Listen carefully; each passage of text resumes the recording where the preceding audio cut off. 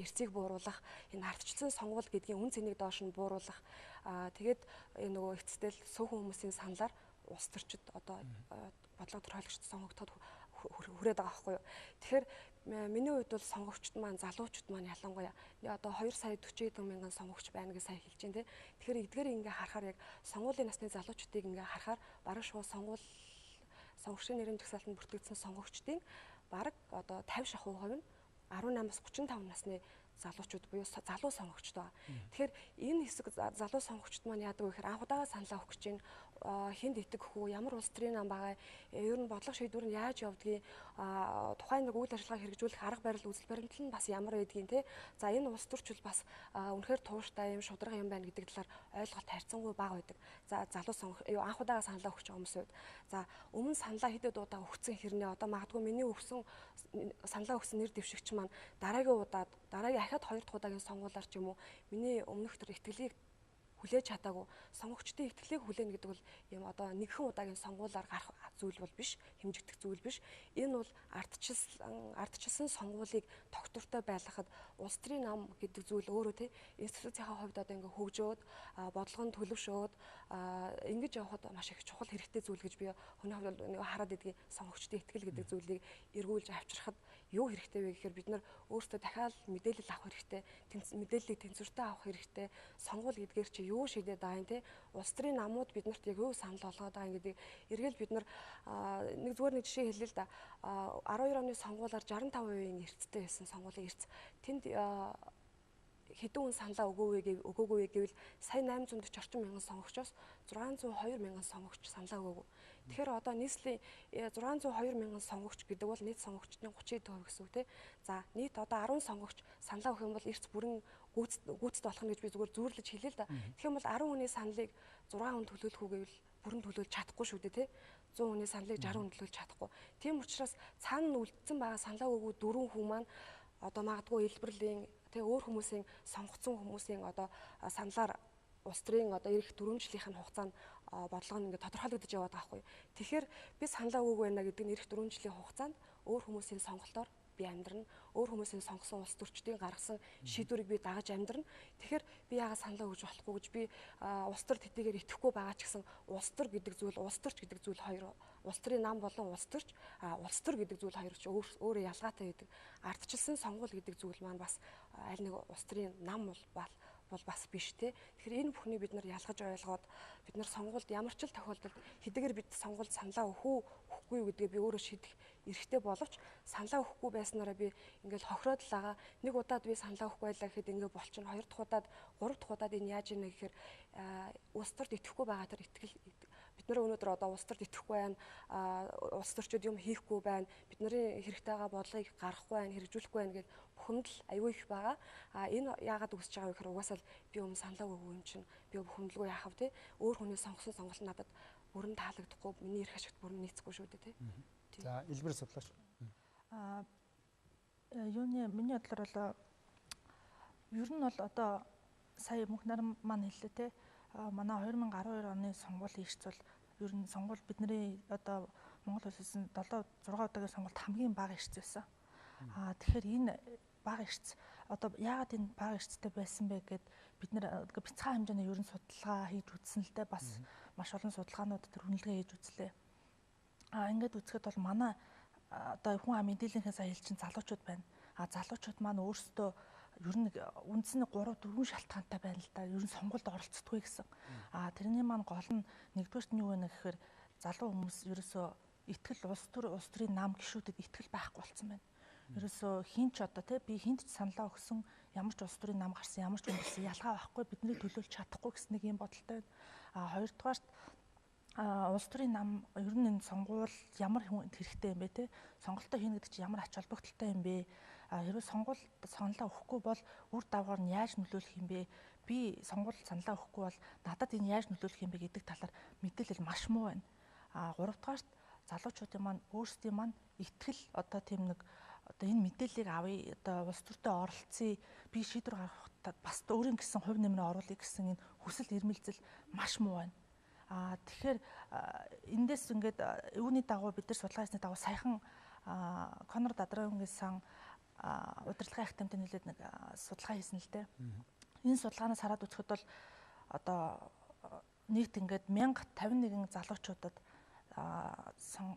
ингээд асуулгыг гээд явхад эдгээр залуучуудын 75% нь сонгуульд саналаа өгнө гэсэн ийм дүр зураг гарч байгаа. Тэгэхээр ер нь гівч энэ маань юу харуулж байна гэхээр 2012 оны сонгуульд бид бас ийм урьдчилсан судалгаа хийж байхад энэ дээр 85% нь сонгуульд саналаа өгнө гэж хэдий гарч ирсэн боловч яг санал өгсөн сонгуулийн үр дүн харахад бол хамгийн бага хувьтай байсан тийм ээ. Тэгэхээр энэ маань юу харуулж байна гэхээр одоо залуучууд бол яг санал өгнө сонгуульд оролцсноо гэдгийг ач холбогдлыг сайн ойлгоогүй байна. Тухайн үедээ саналаа өгөх үү гэхээр өгнө гэдэг хариулт өгдөг. Тэгвэл тэр хариултыг үзэхээр завтай бол өгнө ч гэдэм үү те. Тухайн үедээ би ажил төрөл байхгүй бол би өгнө гэсэн нэг ийм нэг айгүй тийм хайн хандсан ийм ажиглагдаад байгаа юм л да. Тэгвэл үүний зэрэгцээ бас нэг тал юу вэ гэхээр одоо өнөөдрийн манай улс төрийн нөхцөл байдал бас хэцүү болж байна тийм ээ. Сүүлийн 4 жилд бол бас хэцүү боллоо. Тэгээд улс төрийн нөхцөл байдал хэцүү болоод ингээд эдийн засгийн байдал хэцүү болохын хэрэгтэйгээр бас үнэхээр эн чинь би одоо оролцохгүй бол болохгүй юм биш үү? Одоо л ер нь би оролцохгүй бол ер нь одоо болохоо байж энэ тэгээд яагаад гэвэл энэ өнөөдрийн улс төрийн маань нөхцөл өнөөдөр хүн болгоны амьдралд нөлөөлөд байна те залуучуудын амьдралд нөлөөлөд байна. Энэ нь бас залуучуудыг бас их сэргээж өгч байна. Бас би оролцохгүй болоод үнэхээр болохоо байлаа гэсэн тийм ээ. Тэгэхээр ер нь аль талтаа энэ залуучууд маань нэгдүгээр оролцъё гэсэн тийм нэг өөрсдийн тийм итгэл зүтгэлээ бас өөрсдөө бас сайн тэрэндээ их тэмүүлж ингээд их идэвхтэй байх нэгдүгürt маш шаардлагатай байна. Түүнээс биш одоо төрийн байгууллагууд, төрийн бус байгууллагууд судлаач тийм ээ бид нар маш олон талаас нь иргэдийн мэдээлэлээр хангая, мэдээллийг олгоё. Одоо ач холбогдол сонгуул өгөхийн ач холбогдлыг ингээд бид нар таниулын мэдүүлэе гэж маш олон талын арга хэмжээг бид нар хийж байгаа боловч яс юм дээр сонгогчд өөрсдөө энэ мэдээллийг авъя хүртээ би яг үнэхээр энэ надад хэрэгтэй мэдээлэл шүү би энэ мэдээлэлээ сонсъё гэдэг энэ хүсэл эрмэлзэл нь байхгүй бол өнөөдөр бас манай дараагийн сонгуулийн судалгаанаас харахад тэр өнөөдрийн залуучуудын маань ер нь нийгэмд байгаа байр суурь тэ үзэл бодлыг харахад тэр ер нь сонгуулийн маань нэрц хүрэхгүй ч байх талдаа бас магадгүй байна гэсэн нэг юм бас юу ажиглагдаад байгаа юм. Тэгэхээр иргэний бүртгэлийн байгууллагын хувьд ер нь одоо сонгогчдын оролцоотой холбоотойгоор цаашдаа сонгогчд саналаа сонгох одоо эрхээ эдлэхэд гол нөлөөлөх хүчин зүйлийг юу гэж үзэж байгаа? Шилжилт хөдөлгөөнөө цаг хугацаанд хийлгэж чадахгүй байх гэдэг юм уу? Ямар нэг хүндрэлтэй байдлаас болоод бүртгэлийн асуудлаас хамаараач гэдэг юм уу? Саналаа өгч чадахгүй хоцрох, эрхээ эдэлж чадахгүй байх тохиолдол төрөнд нь айлхаар гарч ирсэн. Цаашдаа юунд анхаарах ёстой? Иргэний бүртгэл мэдээллийн сангаас 2012 оны улсын их хурлын сонгуулийн сонгогчдын нэрийн жагсаалтыг анх гаргасан бид. За ингээ 2012 онд орон нутгийн сонгуулийн сонгогчдын нэрийн жагсаалтыг гаргахад за яагаад одоо их хурлын сонгуулийн сонгогчдын нэрийн жагсаалтаас орон нутгийн сонгуулийн сонгогчдын нэрийн жагсаалт илүү гарваа гэдэг асуудалтаар бол нөгөө улс төрчид одоо бусад хүмүүсээс гайхаж харж ирсэн л да. Яг тэгэхээр энээс өмнөх одоо сонгогчдын нэрийн жагсаалт бол одоо орон нутгийн сонгуулийн сонгогчдын нэрийн жагсаалт улсын их хурлын сонгогчдын нэрийн жагсаалтаас байнга доогуур гардаг. Өөрөөр хэлбэл уул нь бол цаг хугацааны хувьд орон нутгийн сонгуулийн их хурлын сонгуулиас 5-аас 6 сарын дараа явдаг байсан мөртлөө сонгогчдын одоо нэрийн жагсаалтанд дах одоо тоо бага гардаг. Энэ нь баг хорооны цэцэг дарганаар одоо сонгогчдын нэрийн жагсаалтыг үйлдэж гаргадаг байсан. За ингээ 12 оны сонгуулиас эхлээд бол яг иргэний улсын бүртгэлийн мэдээллийн сангаас үндэслэж сонгогчдын нэрийн жагсаалт гаргадаг. За сонгогчдын нэрийн жагсаалт гаргахад бол түрүүн хэлсэн бие даахгүй өгөгдлийн бүртгэл суурилсан. За одоо сонгуульд иргэд саналаа өгөх гээд очиход бол хурууны хийгэр нь таниад тухайн хүний зураг, гэрийн хаяг, бусад мэдээлэл бол гардаг. За шилжиж ирсэн сонгогчдын хувьд бол энэ мэдээлэл бол гардаггүй. Гэтэл 2016 оны 3 сарын 1-ний өдрийн байдлаар бид нар одоо 6 сарын 29-нд 18 нас хүрсэн нийт иргэдийн тоог гаргаж үзэхэд 220,000 байсан гаруй. Гэтэл 16,000 гаруй иргэн шилжиж ирсэн бүртгэлээ хийлгээгүй. Шилжиж явсан бүртгэлээ хийлгэчгээд шилжиж ирсэн бүртгэлээ хийлгэхгүй болохоор тэр хүн одоо хуучин хаягнаас хасагдаад шинэ хаяггүй болчихж байгаа. Ингээд засаг захиргаа завсардчихж байгаа. Ийм л иргэд. Энэ иргэд бол 3 сарын 1-ний өдөр бол манай бүртгэл цэг юм дээр бол мэдээлэл тавигдчих чадаагүй. За 4 сарын 16, 17-нд бид нэр мөн одоо сонгогчд хэсэг онолт хийсэн. За хэсэг онолт хийхэд бол за энэ 2,04,048 иргэнээс нэг 3,500 орчим иргэн нас барсны бүртгэл бүртгэгдсэн. 1,400 гаруй иргэн харьяатаас гарсан бүртгэл бүртгэгдсэн байсан. За мөн 17,500 иргэн шилжин явсан бүртгэлээ хийлгээд шилжин ирсэн бүртгэлээ хийлгээгүй. За энэ нь өөрөө шилжин явсан ирсэн бүртгэлээ хийлгээгүй нь бол өөрийгөө санал өгөх боломжгүй болгож байгаа. Тэгэхээр иргэд одоо хэрвээ шилжилт хөдөлгөөний бүртгэлд орчиход шилжин ирсэн бүртгэлээ хийлгэхгүй бол та сонгогчдын нэрийн жагсаалтанд орох боломжгүй. Сонгогч гэж хэмбэ гэхээр сонгогчдын нэрийн жагсаалтанд бүртгэгдсэн сонгуулийн эрхгүй иргэнийг л сонгогч гэж үзэж байгаа хуулиараа. Тий. За мөн одоо энэ сонгогчийн шилжилтээр ч гэсэн санал авахаас 14 хоногийн өмнө сонгогчийн шилжилт зогсоно. За сонгогчийн шилжин ирсэн бүртгэл бол санал авахаас 10 хоногийн өмнө зогсоно. Тэгэхээр 6 сарын 15-ны өдөр гэхэд сонгогчийн явах шилжилт зогсоод 6 сарын 19-ний өдөр дуусахад сонгогч шилжин ирсэн бүртгэлээ хийлгэсэн 4 хоногийн дараа хийлгэсэн байх ёстой. 6 сарын 20 гэхтэл сонгогчийн шилжин ирсэн бүртгэл бол бүртгэлд орохгүй хуулиараа тэр зогсчихсан байх учраас сонгогчдын одоо шилжилт хөдөлгөөнд оролцож байгаа сонгуулийн эрхгүй иргэдэд яг хуулийн хугацаанд та очиж бүртгүүлэхгүй бол мөн санал өгөх боломжгүй болно гэдгийг л анхаарал. Бүртгэлээ хаана хийх ёстой? За шилжин явж байгаа сонгогч бол өөрийнхөө байнга оршин суугаа газрын одоо санал өгөх байранд очиж шилжих хүсэлтээ гаргана. За энэ шилжилт тухайн иргэний сонгуулийн эрхгүй иргэний шилжих одоо хүсэлтийг хүлээж аваад санал авах байрны ахлах зохион байгуулагч тэр санал авах байранд ажиллаж байгаа иргэний бүртгэлийг итгэмжлэгдсэн ажилтан тухайн иргэнд сонгох шилжих хуудас олгоно. За тухайн сонгох шилжих хуудасаа одоо тэр 10-аас өмнө өөрөөр хэлбэл 16 сарын 19-ноос өмнө одоо хаан санал өгнө тэр газрынхаа санал өгөх одоо байранд очиж бүртгүүлэх үүрэгтэй. За тэгэхээр шүүхийн шийдвэр гүйцэтгэлийн байгууллагын хувьд ер нь одоо нэр дэвшигчдийн хувьд цаашдаа энэ нэр төлбөртэй холбоотой тодорхойлолт авахтай холбоотой юунд анхаарах ёстой?